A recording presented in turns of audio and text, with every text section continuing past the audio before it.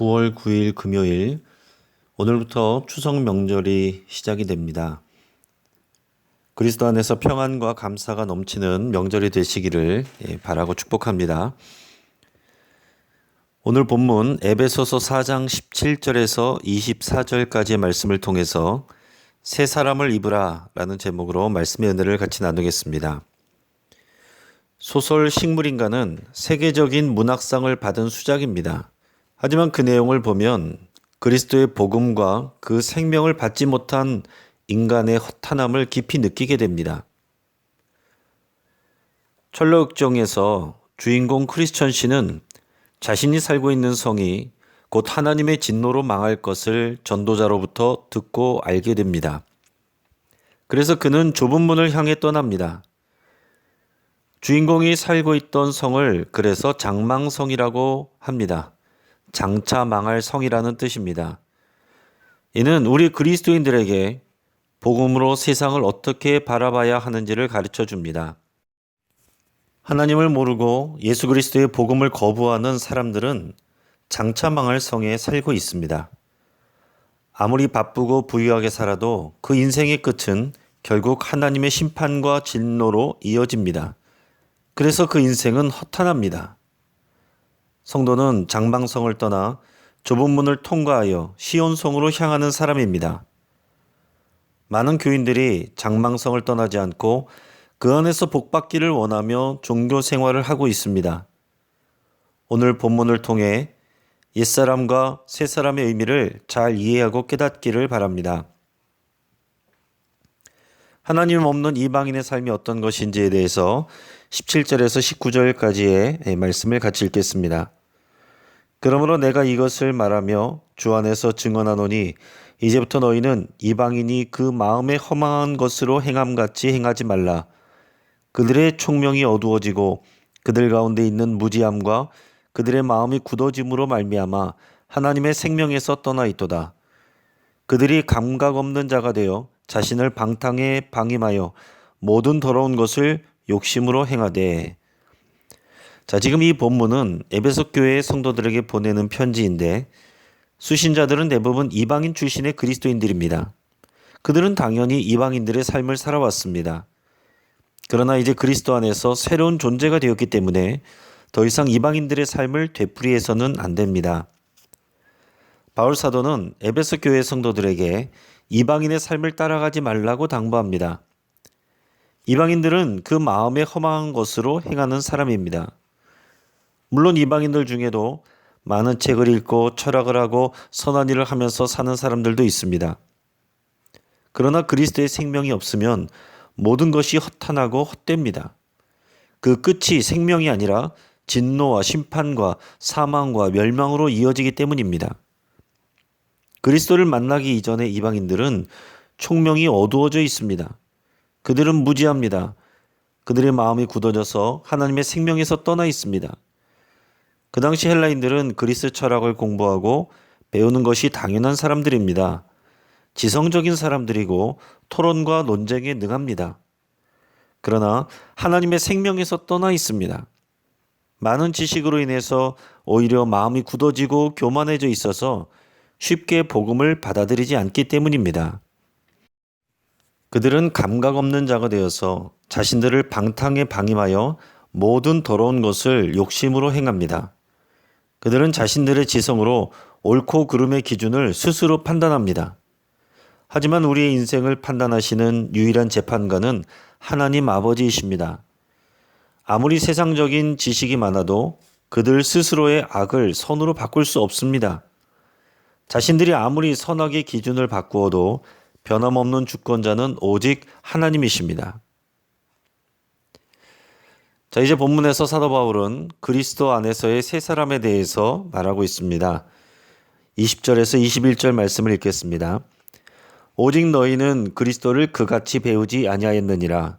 진리가 예수 안에 있는 것 같이 너희가 참으로 그에게서 듣고 또한 그 안에서 가르침을 받았을진데. 아멘. 이미 그리스도를 영접하고 따르는 성도들은 예수 그리스도와 그 안에서 사는 복음적 삶을 배웠습니다. 그들은 더 이상 이방인들을 포함한 예수님을 만나지 못한 세상 사람들처럼 살 수 없는 사람들입니다. 그들은 사도, 선지자, 복음 전하는 자, 목사와 교사 등을 통해 복음을 들었습니다. 단지 예수님을 믿고 구원을 받는 내용만이 아니라 거룩한 교회로서 예수 그리스도를 따라 살아가는 법을 배웠습니다.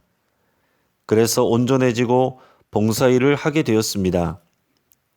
교회가 그리스도의 몸이며 하나님이 교회를 통해서 하늘에 속한 모든 신령한 복을 주시고 교회를 통해 하늘과 땅에 하나님의 충만함으로 일하심을 배웠습니다. 그래서 그리스도인들은 예수님을 만나고 나서는 도저히 예전처럼 살아서는 안 되는 새로운 존재가 된 것입니다. 이어서 22절에서 24절까지 말씀을 읽겠습니다. 너희는 유혹의 욕심을 따라 썩어져가는 구습을 따르는 옛사람을 벗어버리고 오직 너희의 심령이 새롭게 되어 하나님을 따라 의와 진리의 거룩함으로 지으심을 받은 새 사람을 입으라. 아멘. 이미 구원받은 그리스도인들이지만 우리와 마찬가지로 에베소 교회 성도들도 예수님 믿기 이전에 이방인들의 삶을 따라가는 일들이 있었습니다.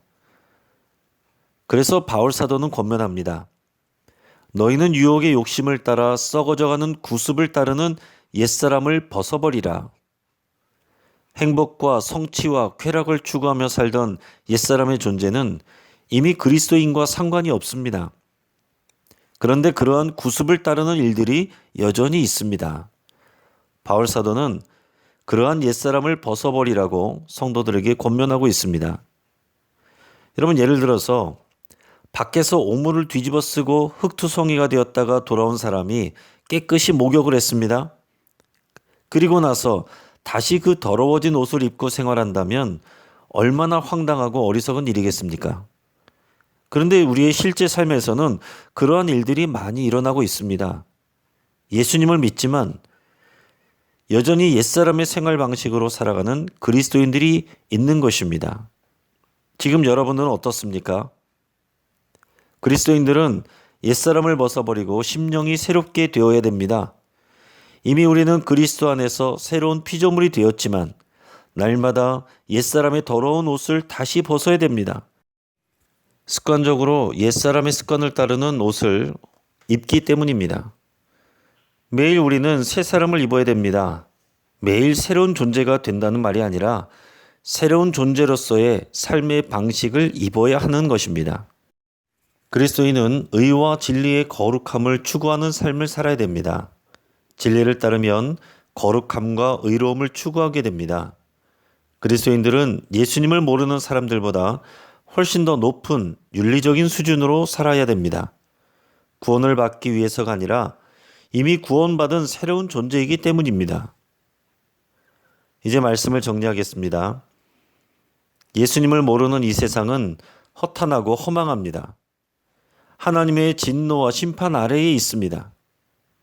성도는 옛사람을 벗어버려야 됩니다. 예수님을 알기 이전의 습관과 더러움을 매일 벗어버리고 대적해야 됩니다. 성도는 또한 매일 새 사람을 입어야 됩니다.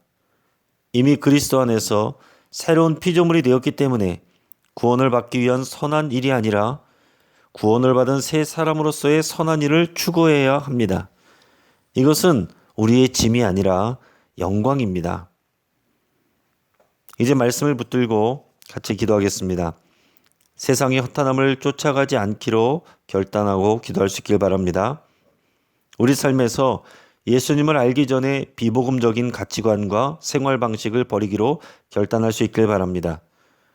의와 진리의 거룩함을 추구하며 살기로 새롭게 결단할 수 있길 바랍니다. 또한 명절 기간에 우리 성도님들이 풍성한 은혜와 사랑을 누리기를 위해서 기도하고 명절에 외로운 성도님들을 하나님이 위로해 주시기를 위해서 함께 기도하겠습니다. 포항 아파트 주차장에서 생명을 잃은 가족들을 하나님께서 위로해 주시고 새로운 소망을 주시기를 위해서 함께 기도하겠습니다. 최근 파키스탄이 재앙에 가까운 홍수로 국토 3분의 1이 물에 잠긴 것으로 밝혀졌습니다. 파키스탄에는 지난 6월 중순부터 내린 몬순 폭우로 지난 3일까지 1136명이 사망했고 3,300만 명의 이재민이 발생했다고 합니다. 하나님께서 이 백성들을 구원하여 주시기를 위해서 우리 또한 간절히 기도하겠습니다.